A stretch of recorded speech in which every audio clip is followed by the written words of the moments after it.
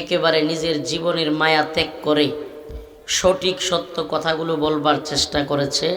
তাদের মধ্যে একজনের নাম হলো শরীফ ওসমান হাদি। আজকে ঠিক জুমার নামাজের পরে সে একেবারে খুব কাছ থেকে রিকশায় বসা ছিল, ওনাকে খুব কাছ থেকে গুলি করা হয়েছে। আমি একটু আগে হসপিটাল থেকে আসলাম। আপনাদের এখানে আসার আগে একবারে ওনার যেখানে ওনাকে অপারেশন করা হচ্ছে ওনার ওই ডাক্তারদের সাথে কথা বললাম, ওই ভিতরে গেলাম, দেখলাম তো পরিস্থিতি খুবই ভয়াবহ। আসলে প্রিয় হাজিরিন, আপনারা বিষয়টাকে রাজনৈতিক অস্থিরতা মনে করতে পারেন, রাজনৈতিক প্রতিহিংসা মনে করতে পারেন, কিন্তু আমি দেখছি এটাকে ভিন্নভাবে। যে বাংলাদেশে যারাই ভারতীয় আধিপত্যবাদের বিরুদ্ধে কথা বলবে, ইতিহাস সাক্ষী ইতিপূর্বেও যারা ভারতীয় আধিপত্যবাদের বিরুদ্ধে শক্ত অবস্থান নিয়েছে, এই হিন্দুত্ববাদী এই মুশরিক অপশক্তি বাংলাদেশে তাদেরকে বেঁচে থাকতে দেয় নাই।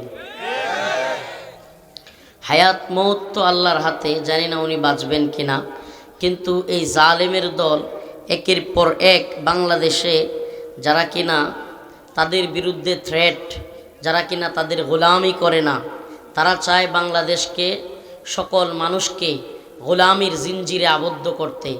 কিন্তু আমরা যারা তাদের গোলামি মানতে চাই না, তারা সেই সমস্ত মানুষগুলোকে টার্গেট কিলিং করতে চায়। প্রিয় ভাইরা আমার, এই জন্য এটা বাংলাদেশের জন্য অশনি সংকেত। বাংলাদেশের পরিস্থিতি উত্তপ্ত করবার জন্য, দেশের মধ্যে যে কোনো বিশৃঙ্খল পরিস্থিতি তৈরি করবার জন্য এই ষড়যন্ত্রকারীরা এগুলো করতে পারে, করছে। আমাদের জন্য খাস করে দোয়া করবেন, ওদের টার্গেট থেকে আমরাও খালি নেই। আমাকে একেবারে খুব গুরুত্বপূর্ণ একাধিক পার্সন বলেছেন যে হুজুর আপনারা সতর্ক থাকবেন রাত্রে প্রোগ্রামে যাওয়ার সময়। আজকেও হসপিটালে শেখুল হাদিস ইবনে শেখুল হাদিস হজরতুল আল্লাম মাওলানা মামুনুল হক দামাত বারকাতুহুমের সাথে উনিও ওসমান হাদি ভাইকে দেখতে আসছেন। তো ওখানে দেখা, তো আমি এটাই বলতেছিলাম যে সতর্ক থাকার কথা। তো উনি বলতেছিলেন কিভাবে সতর্ক থাকব, যদি এইভাবে ওপেন রাজপথে রাস্তায় গুলি করে চলে যায়, তাইলে আমরা কতটুকুই বা সতর্ক হইতে হবে, কিভাবে পারবো? তাইলে আমাদের মাহফিল বন্ধ করে দিতে হবে, আমাদের সব কিছু বন্ধ করে বাড়িতে টিক মেরে বসে থাকতে হবে, না হইলে রাস্তায় তো বেরোতে হবে। এই যে আপনাদের এখানে প্রোগ্রাম করব নারায়ণগঞ্জ, তারপরে রাত্রে নেত্রকোনায় যেতে হবে না? এই যে আমাদের লাইফের রিস্ক, এই জাতিকে একটা কথাই শুধু বলি, আমরা জানি না আমাদের জবান কবে বন্ধ হয়ে যাবে, আমরা জানি না আমাদেরকে কবে স্তব্ধ করে দেয়া হবে, আমরা জানি না, এও জানি না যে আজকে আপনাদের এই বন্দরের কথাই কি শেষ কথা হবে কিনা, এটা আমরা কেউ জানি না। তো এই পরিস্থিতি, প্রিয় উপস্থিতি, জ্বর আসার আগে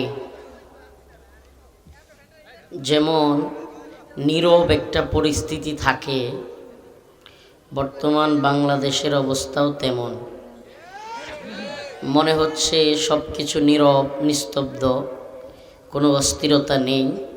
গত কয়েকদিন একেবারেই যেন দেশের রাজনৈতিক অঙ্গন, সামাজিক অঙ্গন কিংবা সার্বিক পরিস্থিতি যেন খুবই নর্মাল ছিল, কিন্তু আজ হঠাৎ করেই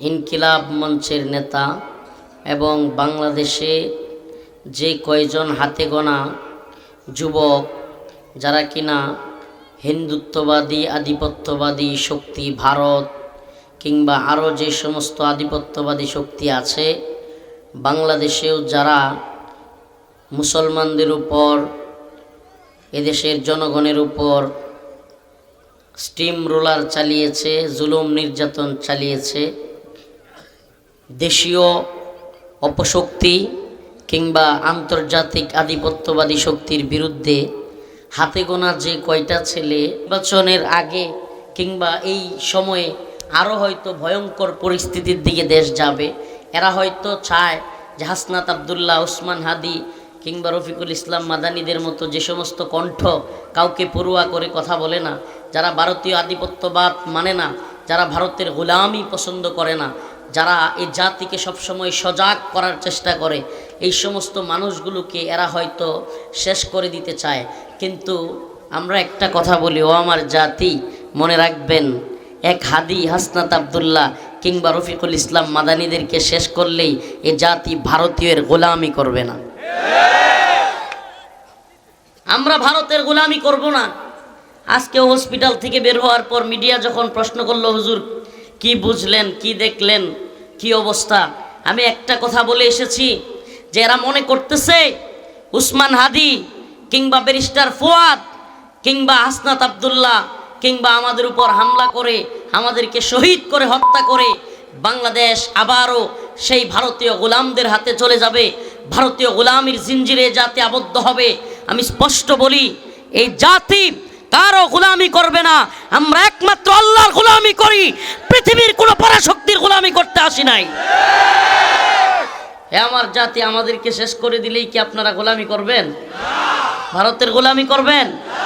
আমেরিকার গোলামি করবেন? আমরা আল্লাহর গোলামি করতে পৃথিবীতে আসছি। আমরা হয়তো শহীদ হয়ে যাব, কিন্তু তবুও রব্বে কাবার গোলামি করব, পৃথিবীর কোনো জালেমের গোলামি করব না।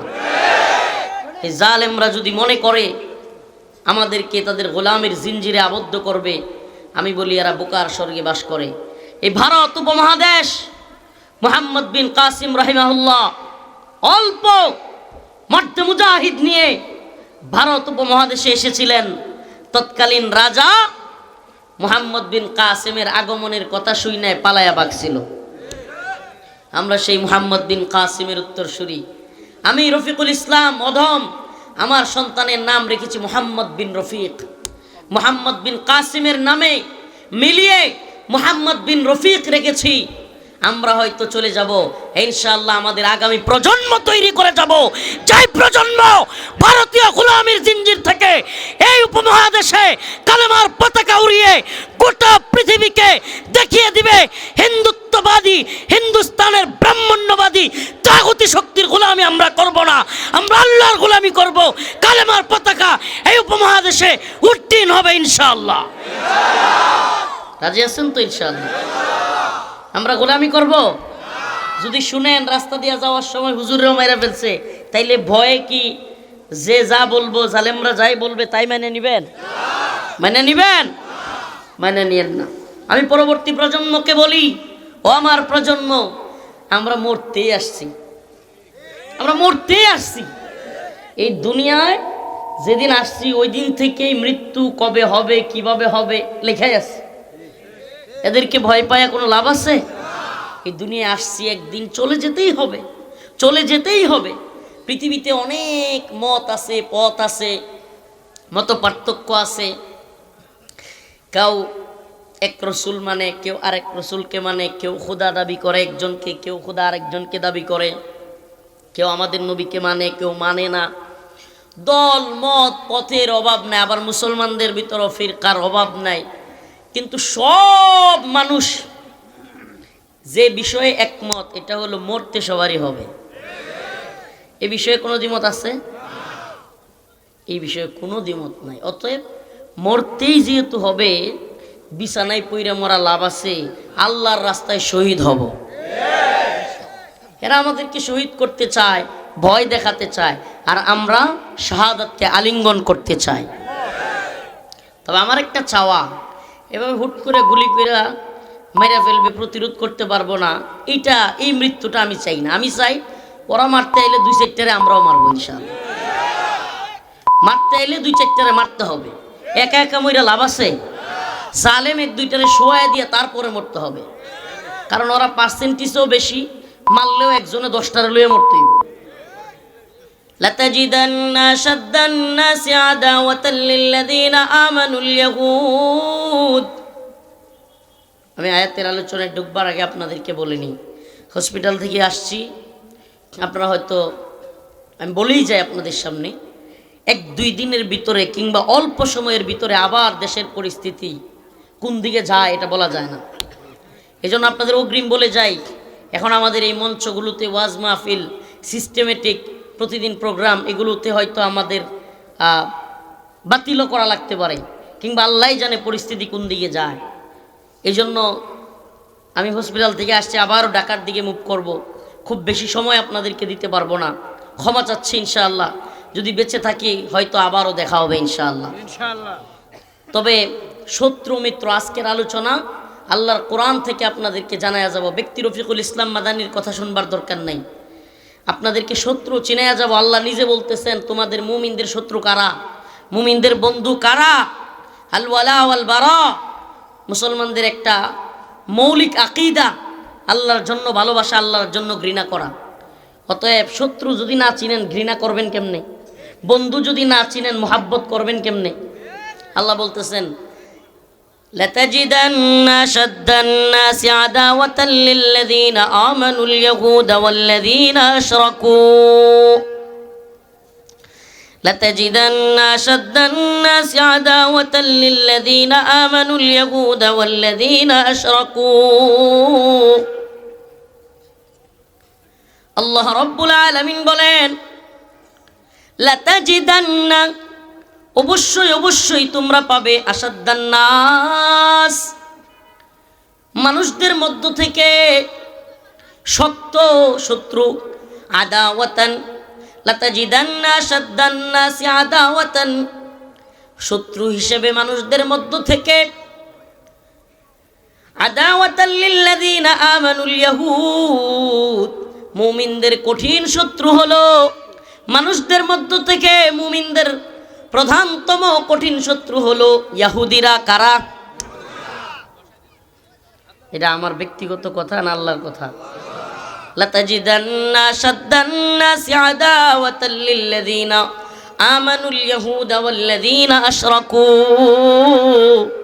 আল্লাহ রাব্বুল আলামিন বলেন, ইহুদিদের পরেই মুমিনদের সবচাইতে কঠিন শত্রু হলো মুশরিকরা। কারা? মুশরিক। আমাদের পার্শ্ববর্তী যে রাষ্ট্র হিন্দুত্ববাদী, এরা কি মুশরিক না আল্লাহরে মানে? মুশরিক। আল্লাহ পাক বলেছেন ইহুদি এবং মুশরিকরা হলো মুমিনের সবচাইতে বড় শত্রু। অন্য এক আয়াতের মধ্যে আল্লাহ বলেন, ইয়া আইয়ুহাল্লাযীনা আমানু লা তাত্তাখিযুল ইয়াহুদা ওয়ান নাসারা আউলিয়া বা'দুহুম আউলিয়াউ বা'দ। হে মুমিন সম্প্রদায়, হে মুমিন মুসলমান, লা তাত্তাখিযুল ইয়াহুদ ওয়ান নাসারা আউলিয়া, তোমরা ইহুদি এবং খ্রিস্টানদেরকে অন্তরঙ্গ বন্ধু হিসেবে গ্রহণ করিও না। ঠিক কয়টা? আল্লাহ বলতেছে সূরাতুল মাইদা আয়াত নম্বর 51, ইয়া আইয়ুহাল্লাযীনা আমানু, হে ঈমানদাররা, লা তাত্তাখিযুল ইয়াহুদ ওয়ান নাসারা আউলিয়া, তোমরা ইহুদি এবং খ্রিস্টানদেরকে বন্ধু, পরম বন্ধু হিসেবে গ্রহণ করিও না। বা'দুহুম আউলিয়াউ বা'দ, বরং ইহুদি এবং খ্রিস্টানরা এরা তোমাদের বন্ধু না, এরা হলো নিজেরা নিজেদের বন্ধু।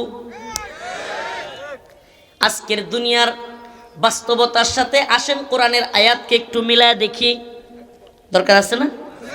আজকের দুনিয়ার বাস্তবতার সাথে আসেন একটু কোরআনের আয়াতকে মিলায় দেখি। প্রথমে আমরা বর্তমান পৃথিবীতে সবচেয়ে উলামায়ে কেরামকে, হকপন্থীদেরকে, যারা তাদের বিরুদ্ধে থ্রেট, এদেরকে প্রথমত প্রলোভন দেখায়, টাকা পয়সার প্রলোভন, ধন দৌলতের প্রলোভন, বাড়ি গাড়ির প্রলোভন। যখন তারা এই গাড়ি বাড়ি টাকা পয়সা ধন দৌলত সব দিয়া কোনোভাবেই ওই লোককে থামাইতে পারে না, তখন তারা ওই সমস্ত লোকদেরকে টার্গেট কিলিং করে, টার্গেট করে হত্যা করে, কিংবা তাদের উপর অ্যাটাক করে। আপনাদেরকে বলি, আল্লাহ রাসূল সাল্লাল্লাহু আলাইহি ওয়াসাল্লামের ইতিহাস। আল্লাহ রাসূল সাল্লাল্লাহু আলাইহি ওয়াসাল্লামকে প্রথমত বলা হলো, যখন রাসূলুল্লাহ সাল্লাল্লাহু আলাইহি ওয়াসাল্লাম বললেন, কৌলু লা ইলাহা ইল্লাল্লাহ তুফলিহুন, তোমরা বলো আল্লাহ এক, অদ্বিতীয় কেউ নাই, সফল কাম হবে। তখন মক্কার কাফের মুশরিকেরা আল্লাহ রাসূল সাল্লাল্লাহু আলাইহি ওয়াসাল্লামকে পাগল বলা শুরু করলো। কি বলা শুরু করলো?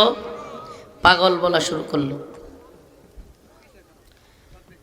মক্কার কাফের মুশরিকেরা রাসূলুল্লাহ সাল্লাল্লাহু আলাইহি সাল্লামকে জাদুকর বলা শুরু করলো।